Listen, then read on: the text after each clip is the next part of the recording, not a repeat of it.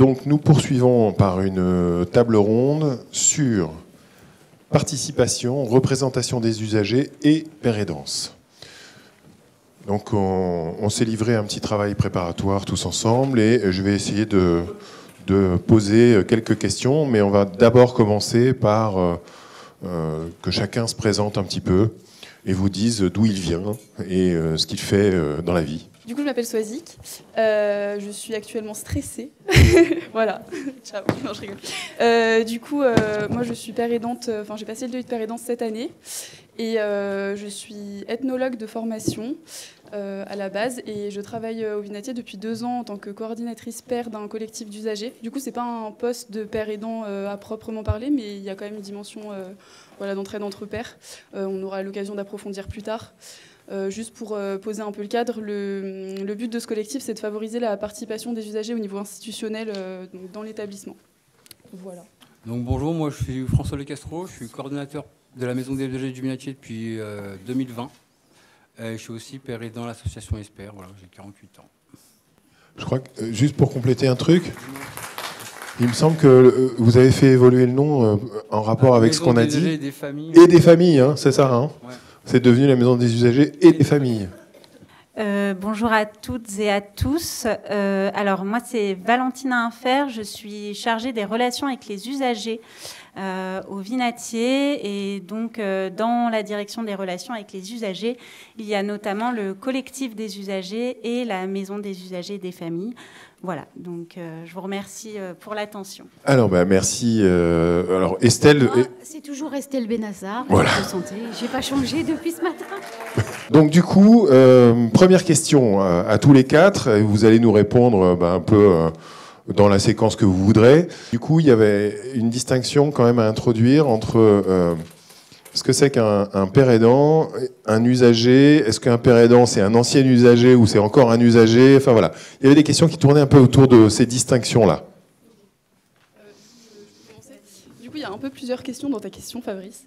Donc, plus concrètement, la père aidance, en tout cas moi sur mon poste et dans mon travail, en fait, la question de la père aidance s'est posée à travers l'angle de la participation. Je ne l'ai pas dit en me présentant, mais en fait j'ai produit un mémoire cette année sur la question des articulations entre père aidance et participation en psychiatrie. Et en fait, moi ce que je me demandais, c'était déjà dans quelle mesure la père aidance est ou non de la participation dans un contexte institutionnel dans quelle mesure les pères aidants peuvent favoriser cette participation, donc la participation des usagers du système de soins de manière plus générale dans les établissements de soins. Et donc là, la question de la distinction entre père aidant, personnes concernées, usagers, représentants d'usagers se pose. C'est des termes qui sont parfois utilisés de manière interchangeable dans les institutions, mais qui ne sont pas si interchangeables que ça au final. Nous, on le voit beaucoup dans notre pratique. Je ne sais pas, vous, dans vos contextes de travail, si ça vous arrive, par exemple, d'être sollicité sur des groupes de travail en tant que la personne concernée qui représente toutes les personnes concernées de l'établissement. Nous, ça nous est arrivé en tant que père aidant. Pour nous, un des messages qu'on voulait porter aussi aujourd'hui et une réflexion qu'on voulait amorcer aussi avec vous et poser avec vous, c'est la question de dans quelle mesure notre parole est représentative en tant que père aidant. Il y a un peu cette idée, alors au même titre que les représentants d'usagers, les pères aidants vont être amenés à participer à des groupes de travail donc au niveau institutionnel. En fait, moi dans les recherches que j'ai pu faire et puis dans les discussions que j'ai pu avoir, je me suis rendu compte que souvent cette distinction-là entre personnes concernées, usagers du système de soins et pères aidants et représentants d'usagers n'est pas forcément faite. Pour moi, la question qu'on se pose vraiment dans la participation des usagers au sens large, c'est vraiment la question du rapport d'usage, c'est-à-dire qu'un usager, c'est quelqu'un qui est dans un rapport d'usage direct avec le service de soins, et donc c'est pas forcément quelqu'un qui est professionnalisé pour participer en fait. Et quelque chose que je voulais aussi rappeler, c'est que la participation dans les systèmes de santé, c'est un droit qui est inscrit dans la constitution de l'OMS, qui ne devrait pas être réservé à certaines personnes qui ont un diplôme ou qui ont été nommées par des associations, par exemple, dans le cas des représentants d'usagers. Voilà, je ne sais pas si c'est un peu flou, mais ça répond un peu à ta question. Non, mais ça répond, et puis on peut peut-être aussi rebondir du coup et laisser Valentina s'exprimer sur un peu la définition légale qu'on donne au terme usager, parce que c'est quand même ton périmètre, ça. Alors oui, effectivement, moi je vais revenir sur les représentants des usagers parce que, effectivement, comme l'a dit Swazik, ça peut être quelque chose finalement qui est utilisé pour parler soit de l'ensemble des usagers, soit de l'ensemble des usagers qui participent dans l'établissement, mais en fait, il y a un cadre réglementaire pour les représentants des usagers. Il s'agit d'usagers qui sont effectivement agréés qui sont membres d'associations agréées par l'État et nommés par l'ARS dans le cadre de la commission des usagers, qui est une commission institutionnelle et dans laquelle ils ont un rôle de représentation de l'ensemble des usagers, usagers du service public, du coup, hospitalier. Et donc, ils ont des missions particulières, ils ont un statut particulier également, ce sont des bénévoles, des personnes qui donc siègent à ces commissions des usagers, on dit CDU, et ils ont pour mission de faire respecter les droits des usagers, donc c'est quelque chose de quand même très défini, très prévu par la loi. Donc ça date de la loi de 2002, la loi Kouchner, mais ça a été ensuite réaffirmé dans un certain nombre de lois. Voilà, donc nous, par exemple, au Vinatier, on a 3 représentantes des usagers qui sont deux de l'UNAFAM et une de la FNAPSI. Voilà, donc elle nous aide à s'assurer qu'on apporte de bonnes réponses aux réclamations des usagers, qu'on les oriente comme il faut en fonction de leurs droits, qu'on les accompagne dans leurs démarches s'ils en ont besoin. Elles, également, tous les ans, elles émettent des recommandations pour l'établissement, les points qui, à leur sens, sont prioritaires à travailler. Voilà, donc elles ont une représentation qui est institutionnelle, qui est effectivement un cadre... qui est, j'allais dire cadré, mais bon, c'est le principe du cadre, quoi. Et à mon sens, c'est important, et on essaye de plus en plus de faire des liens, des ponts, mais de développer en parallèle la participation des usagers, la représentation des usagers, non prévus par le cadre légal, donc notamment à travers le collectif, comme l'a dit Swazik, qui sont des usagers bénévoles également, mais qui ne sont pas nommés par des associations, qui viennent en fonction de leur volonté, de leur souhait de faire évoluer les choses, et qui finalement ont un rôle moins institutionnel que les représentants des usagers. Super, merci, merci Valentina. Alors, rapidou.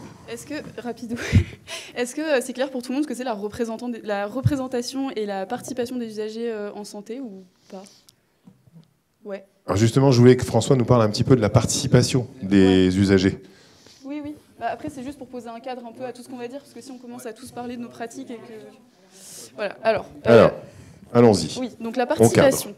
Je vais prendre ma petite définition, parce que je ne l'ai pas par cœur, parce que je ne suis pas très forte pour apprendre les trucs par cœur. C'est une thématique centrale des politiques de santé, comme dans plein d'autres domaines en fait, de la politique. Aujourd'hui, la question de la participation, notamment au vu de crise de la représentativité, de la démocratie représentative, dans différents domaines, et aussi dans une perspective plus inclusive et de vraiment entendre les personnes concernées dans les champs dans lesquels elles sont concernées. Donc là, en l'occurrence, la santé. La définition de la santé participative, c'est le processus par lequel les membres d'une collectivité géographique ou sociale, conscients de leur appartenance à un même groupe, réfléchissent en commun sur les problèmes de leur santé, expriment leurs besoins prioritaires et participent activement à la mise en place, au déroulement et à l'évaluation des activités les plus aptes à répondre à ces priorités. Donc il y a vraiment une question d'être présent à chaque étape du processus, de l'élaboration à l'évaluation ensuite à la fin, que ça soit, là en l'occurrence dans la santé, mais ça peut être dans plein d'autres domaines. Et donc, comme je disais tout à l'heure, c'est un droit humain qui est vraiment inscrit dans la Constitution de l'OMS. Cette participation, il y a plusieurs recherches aujourd'hui sur la participation en santé et sur ce qu'on appelle l'engagement des personnes concernées ou des patients ou des usagers dans la santé, selon les dénominations utilisées. Dans ces recherches, on a identifié plusieurs niveaux de participation. Donc c'est un peu pour poser le cadre de tout ce qu'on va dire là, parce que ça peut sembler un peu flou. Il y a un niveau plus individuel, ou dans notre secteur, le niveau de la clinique, du soin. Donc ça va être, par exemple, participer à à l'élaboration de son projet de soins, pouvoir donner son avis sur les traitements, pouvoir négocier s'il y a un traitement qui ne nous convient pas, etc. Ensuite, il y a un niveau plus institutionnel, organisationnel. Donc là, c'est là où le collectif des usagers se situe et les représentants d'usagers dont parlait Valentina, c'est similaire. En fait, c'est un niveau plus de l'organisation des soins, un niveau de l'établissement de soins. Et ensuite, il y a un niveau plus politique qui va être établir les politiques de santé, les faire appliquer et les évaluer aussi par la suite. Il y a aussi le champ de la recherche et le champ de la formation qui peuvent être des domaines de participation. Voilà, c'était juste pour vous poser un petit peu le cadre. Je repasse la parole à François. Merci Swazik. Donc la maison des usagers, en quoi elle aide à la participation des patients? Tous les mois, j'organise des permanences d'associations qui viennent donc faire des permanences à la maison des usagers. Et le but, c'est que les patients viennent rencontrer les associations qui pourraient les aider après l'hospitalisation. Donc ça a pour but de susciter le pouvoir d'agir, qui est une des règles, enfin une des étapes du rétablissement en santé mentale. Au niveau participation aussi des patients, je les aide aussi à remplir les questionnaires de satisfaction. Qui sont importants pour l'hôpital, pour le suivi des soins et comment on peut améliorer la prise en charge. Et lorsqu'ils viennent et qu'ils ont aussi des réclamations, je les aide à écrire les réclamations et que Valentina, après, se charge de gérer. Grosso modo, la participation des patients, ici, voilà, comment elle est encadrée à la maison des usagers. Et en tant que père aidant, quand je les rencontre et que je leur parle, ils sont vraiment plus en horizontalité et beaucoup plus à l'aise. En plus, étant donné que la maison des usagers, ce n'est pas un lieu de soins, il n'y a pas de soignants, d'infirmiers ou de médecins. Comment dire, c'est un lieu où ils ont la parole plus libre. Donc on peut vraiment bien recueillir leur avis, en fait, tout simplement. Merci François. Je vous propose de faire un petit pas de côté et donc du coup d'interroger un peu Estelle sur comment elle parvient, elle, à engager des usagers avec un degré de proximité suffisant dans le cadre de l'activité du CMP. Voilà. Alors, moi, dans le cadre de l'activité du CMP, on recueille bien sûr sur les questionnaires de satisfaction, puisqu'on a aussi des campagnes de satisfaction. Donc, on recueille les questionnaires de satisfaction. Mais c'est surtout sur un autre sujet, c'est-à-dire que je participe au conseil local de santé mentale. Je pense que tout le monde connaît les CLSM. Et l'idée, le concept même du CLSM, c'est qu'il y a l'hôpital psychiatrique, la mairie, en tout cas les différentes mairies, et des usagers. Et on s'est posé la question, alors très souvent au départ, moi quand je suis arrivée sur les CLSM, c'était souvent l'UNAFAM qui était représentée, mais qui est en fait une représentation de famille d'usagers et pas des usagers directs du CMP.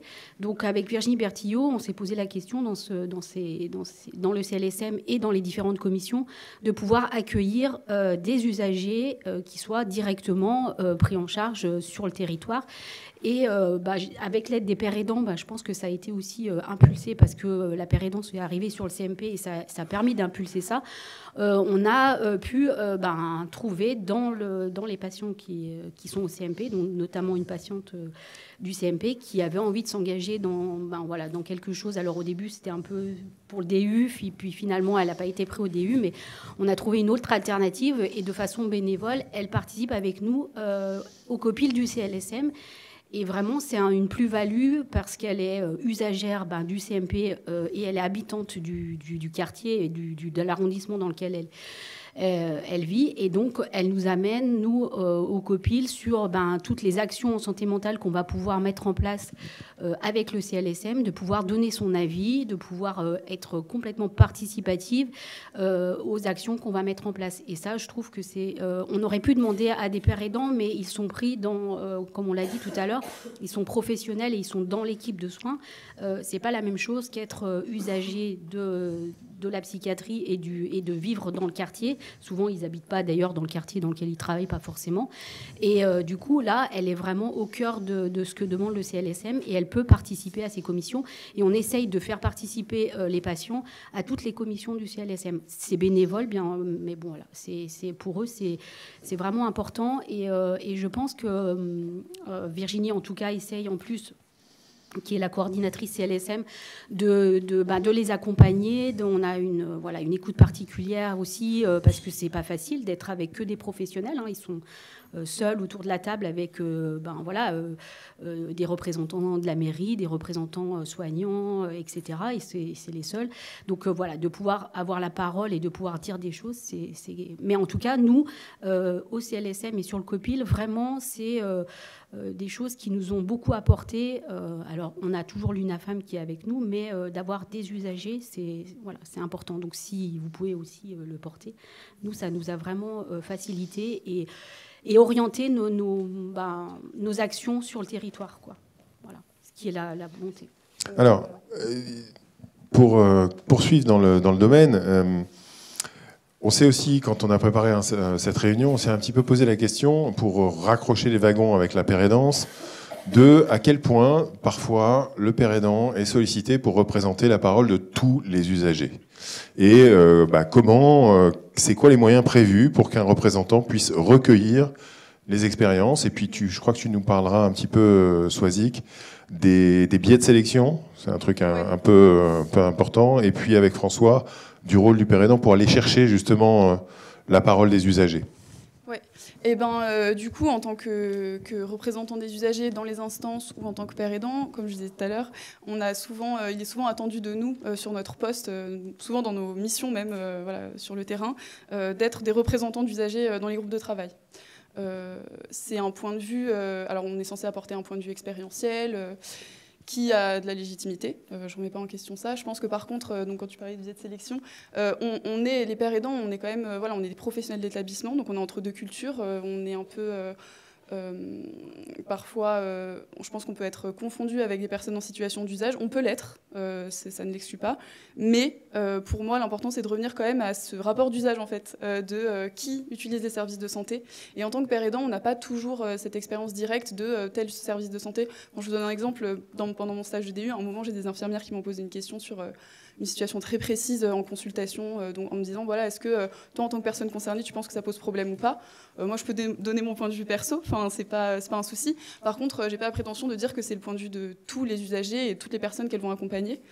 Donc là, à ce moment-là, pour moi, l'important aussi en tant que père aidant, et c'est un peu le message que je voulais porter aussi aujourd'hui, c'est qu'on puisse être des relais des paroles qu'on entend sur le terrain. Donc être vraiment dans cette posture d'écoute. Pour moi, dans le soin et dans les théories un peu de l'éthique du soin, du care, il y a cette idée de sollicitude. Donc c'est une idée d'être à l'écoute de la personne là où elle se situe avec son besoin, et de ensuite... ce que je trouve aussi important, de pouvoir faire remonter dans l'équipe, dans l'institution, ces choses et ces paroles qu'on peut collecter ou relayer, en tout cas, sur le terrain. Voilà, je ne sais pas si toi, François, tu veux rajouter peut-être par rapport à la maison des usagers. Ouais, François, je crois que tu avais des choses à dire sur les invisibles. Oui, les invisibles, je ne comprends pas ce terme d'invisible, mais comment dire, déjà, pouvoir leur offrir, comme je vous disais, un lieu où ils ont une parole libre, et organiser des après-midi sur des thèmes qui sont parfois compliqués, comme l'isolement et la contention, ça leur permet quand même d'avoir un endroit où ils peuvent déposer ce qu'ils veulent sur les thèmes qui sont quand même importants. Et ça permet aussi de modifier les pratiques de soins sur ces sujets-là. Et quand on dit on fait aussi de l'aller vers, j'ai souvent fait des MDU ambulantes dernièrement. Je suis allé au pôle des personnes âgées, je suis allé dans un hall de bâtiment pour que les patients qui ne pouvaient pas sortir des unités viennent à la rencontre de la maison des âgés aussi. Voilà. Bientôt, on va aussi refaire une maison des âgés à PEPS. Enfin, voilà. Pour aller un petit peu dans ce sens aussi des difficultés, un peu, parce qu'on a parlé un peu de ce qui marchait bien, mais il faut aussi parler des fois où le café n'est pas très bon, ou les trains en retard. Ça arrive. Je voudrais le point de vue d'Estelle et puis le point de vue de Swazik un peu sur l'isolement du père aidant et les difficultés que ça peut représenter à un moment que de porter une parole que parfois l'équipe, voire certains membres de l'équipe seulement, des fois c'est pas toute l'équipe, ils ont juste pas envie d'entendre ça, quoi. Donc quelles sont les difficultés qu'on rencontre, quel est un peu l'isolement dans lequel on peut se retrouver quand on arrive dans une équipe où ça coince un petit peu aux entournures. du coup, là, mon rôle de cadre de santé me paraît particulièrement important. Et c'est vrai que voilà, le père aidant, vous rencontrez, et Fabrice ou Lotfi peuvent le dire, hein, ils rencontrent des patients au quotidien, de même que tous les restes des professionnels. Mais c'est vrai qu'en réunion d'équipe, ils vont parfois ramener des situations et des petites choses qui nous interrogent quand même sur notre pratique. Et parfois, c'est un peu un poil à gratter pour les professionnels qui n'ont pas forcément envie d'aborder les choses.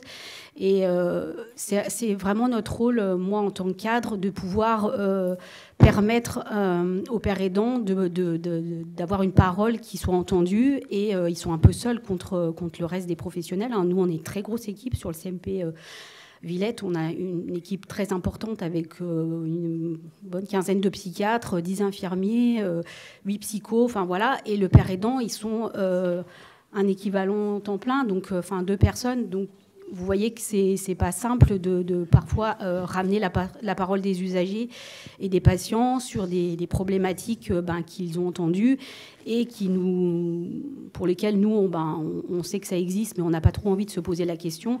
Et là, en réunion d'équipe, ça arrive, et du coup, il faut qu'on traite les choses. Donc, voilà, moi, je suis garante, en tout cas, de pouvoir laisser la parole aux pères aidants, de pouvoir aussi amener les équipes à se questionner, à pouvoir... voilà, l'idée, c'est pas de dire que on n'est pas là pour critiquer, ou en tout cas, si la critique, elle est là, c'est une critique positive. Et l'idée, c'est que on puisse entendre la parole du père aidant qui n'est que celle qui rapporte des usagers, et qu'on puisse parfois changer un certain nombre de choses dans l'environnement du patient, dans la façon dont on le reçoit, dans la façon dont on l'accompagne. Et c'est riche pour les équipes parce que on n'a parfois... C'est vrai que je pense que, comme le disait François, j'avais ton nom mais pas ton prénom, François, c'est difficile je pense qu'ils vont plus se confier sur des difficultés ou des choses qui leur conviennent pas dans la prise en charge aux pères aidants qu'aux soignants. Du coup, c'est sûr que on a peut-être moins cette parole-là, et que on va pas se questionner si on nous dit pas que ça va pas, quoi. Donc le père aidant, il nous a amené vraiment à changer nos postures, nos pratiques, à s'interroger quand par exemple on convoque un patient et qu'on a prévu parce qu'il est en programme de mettre un programme de soins, et qu'on se dit que quand il va arriver, on a prévu l'ambulance et tout ce qu'il faut pour l'amener à l'hôpital. Le père aidant, c'est un peu un traquenard que vous allez lui lancer. Oui, c'est vrai. Comment on peut faire en sorte que ce soit pas un traquenard et qu'on puisse faire les choses le plus facilement possible. Parfois, on n'a pas le choix de réhospitaliser les personnes, mais en tout cas, voilà, on le fait différemment, je pense, grâce à la parole des usagers, qui passe essentiellement par les pères aidants, et qui nous permet, nous, aux équipes, de retravailler les choses. C'est pas toujours simple. Je pense que c'est pas simple pour les pères aidants, parce que parfois ils reçoivent quand même voilà, des petites tartes, on va dire, de temps en temps. Voilà, donc il faut aussi pouvoir récupérer. L'idée, c'est qu'on doit être respectueux de chacun. Donc voilà, c'est important pour moi de maintenir ça dans l'équipe, en tout cas. Merci Estelle. Sois-y que tu nous donneras un petit point de vue père aidant, toi, à quoi tu t'es trouvé confronté ? Dans la continuité de ce que disait Estelle, je pense que la question de l'intégration et de la professionnalisation, comme on a parlé ce matin, elle est centrale aujourd'hui dans la pérédance. Aussi parce qu'on amène, on relaye, encore une fois pour moi c'est un mot important aujourd'hui et sur ce sujet-là de la participation, mais on relaye des paroles qui ne sont pas toujours visibles, qui sont parfois marginalisées aussi. Et pour moi, ça fait vraiment partie de notre travail. C'est un des cœurs de notre métier, en fait. Et je pense que c'est aussi pour ça que notre intégration peut être compliquée dans les équipes. Mais en même temps, c'est vraiment pour moi ce qui fait notre valeur ajoutée. Et je mettrai un petit peu en garde contre une tendance à l'intégrationnisme, parce qu'on a tous envie, quand on arrive dans une équipe, d'être bien intégré, de bien rentrer dans les codes, etc. Je pense que c'est un danger aussi, parfois, en tout cas au vu de ce rôle-là de favoriser la participation, que de trop chercher à s'intégrer, parfois aux dépens du relais de ces paroles-là, en fait, qui parfois font pas plaisir à entendre. Parfois, c'est pas, parfois c'est des personnes qui vont pas être d'accord avec les sons qu'on leur propose. Parfois, c'est des situations qui sont complexes, etc. Pour moi, c'est important qu'on puisse porter ces paroles-là parce qu'on a aussi une posture entre guillemets un petit peu privilégié aussi en tant que père aidant de pouvoir accéder, de pouvoir passer ses diplômes, de pouvoir accéder à cette place dans des équipes de soins, etc. Et pour moi, c'est vraiment notre rôle de porter ça auprès des équipes. Évidemment, merci Estelle, mais évidemment avec le soutien, et enfin c'est vraiment une culture du soin qui est en train de changer aussi, hein, donc c'est pas que à nous avec nos petits bras de porter ça, mais avec le soutien des encadrements, avec le soutien de l'équipe, mais voilà. Et je pense que pour finir, je pense que vraiment la question de la professionnalisation, de spécifier nos missions, notre cœur de métier, et aussi créer du réseau entre nous, c'est-à-dire des espaces d'intervision, des espaces où on peut aussi parfois déposer des choses qui ne sont pas évidentes. Moi, c'est vrai que j'ai beaucoup de chance de travailler avec François, parce que... Merci François, mais parce que c'est des moments aussi où on peut échanger sur des choses qu'on vit au quotidien qui ne sont pas évidentes, comme le feraient des psychologues dans leur pratique, comme le feraient des infirmiers dans leur pratique. Et c'est vrai qu'en tant que père aidant, on est souvent isolés dans nos équipes en fait. Et donc je pense que c'est vraiment important pour nous aujourd'hui, et merci aussi d'avoir organisé cette journée-là, de créer des réseaux et des espaces où on peut partager nos pratiques, partager nos difficultés et créer aussi je veux dire une congrégation, ça fait un peu sérieux, mais en tout cas un groupe professionnel qui soit fort et qui soit engagé dans l'innovation en santé. Merci Swazik. Je voulais, avant de passer aux questions-réponses, comme ça on aura vraiment du temps, et je pense que c'est un sujet sur lequel vous avez envie d'échanger. Valentina, est-ce que tu veux bien nous dire quelques mots sur ce qui est du domaine de, je dirais presque l'obligation aujourd'hui qu'on a quand on est institution de recueillir la parole de l'usager? Oui, merci. Du coup, effectivement, les politiques actuelles vont quand même de plus en plus vers la prise en compte de quelque chose de presque plus large que la participation, ce qu'on appelle l'expérience patient. De prendre en compte le vécu du patient en amont de son hospitalisation ou de sa prise en charge jusqu'à après. Et donc les établissements essayent de travailler de plus en plus à comment est-ce qu'on prend en compte cette parole. Donc je pense que là on a quand même parlé de plein de moyens, effectivement, par le biais du père aidant, par le biais du collectif, de la maison des usagers, des représentants des usagers, mais il existe aussi, je pense que c'est important de vous en parler, ce qu'on appelle les questionnaires de satisfaction. Vous voyez sûrement tous un peu ce que c'est. Sur l'établissement, on a travaillé à un questionnaire qui est relié à une intelligence artificielle, donc qui s'appelle Entends-moi.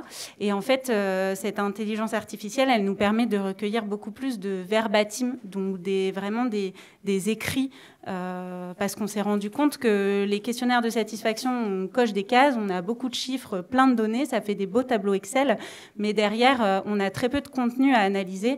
Et du coup, ce qu'il en ressortait, c'est que, oui, par exemple, la cantine n'est pas bonne, mais concrètement, pourquoi? On ne sait pas. Donc voilà, du coup... Donc je force le trait, mais voilà, c'était un peu l'idée. Et du coup, l'établissement a travaillé à ça. Donc c'est quelque chose qu'on est en train de développer et qui est quand même déjà bien ancré. Mais là, l'idée maintenant, c'est de pouvoir avoir une base de données un peu plus fournie. Et c'est vrai que les pères aidants peuvent accompagner dans ce cadre-là au remplissage, parce qu'on sait aussi qu'il y a des personnes qui ont du mal à écrire, pour qui ça peut ne pas être évident. François aussi le fait. Mais voilà, tout ça s'inscrit en fait dans une volonté de prendre en compte vraiment le vécu des usagers et au-delà de ces questionnaires. Moi, ce que j'aimerais dire, c'est qu'après tout ce qu'on a dit là, il y a une vraie volonté, c'est inscrit dans le projet d'établissement du Vinatier, mais c'est pas que au niveau du Vinatier, hein. C'est vraiment au niveau national et même international, je dirais. Il y a une volonté de plus en plus de prendre en compte et de se positionner du point de vue de l'usager. Je dis usager volontairement parce qu'il y a patient et proche. On essaie aussi de plus en plus d'intégrer les familles. Et c'est vrai que du coup, voilà, au niveau de l'établissement, on essaye de multiplier un peu les canaux de participation et de prise en compte du point de vue usager. Par exemple, maintenant, il y a les réunions soignants-soignés. Enfin, voilà, il y a plein de dispositifs qui se font un peu partout. On n'a pas forcément une vue globale de tout, donc c'est important aussi, effectivement, comme le disait Soisy, que les pères aidants qui sont dans ces unités peuvent aussi, et même dans les CMP, etc., enfin en intra-extra, un peu faire les relais de tout ce qui se fait. Voilà, donc ce qui est important, à mon sens, c'est de voir que c'est vraiment une démarche globale qui est portée pas qu'au niveau institutionnel et qui se développe. Et les pères aidants, à mon sens, ont tout leur rôle à jouer là-dedans. Effectivement, c'est des très bons relais. Et c'est très important pour nous, à la direction des relations avec les usagers, de pouvoir être en lien avec ces professionnels aussi, parce que ça nous permet d'avoir plus de mieux se rendre compte concrètement de quelles sont les réalités des patients et des familles dans les prises en charge. Merci, voilà. Valentina.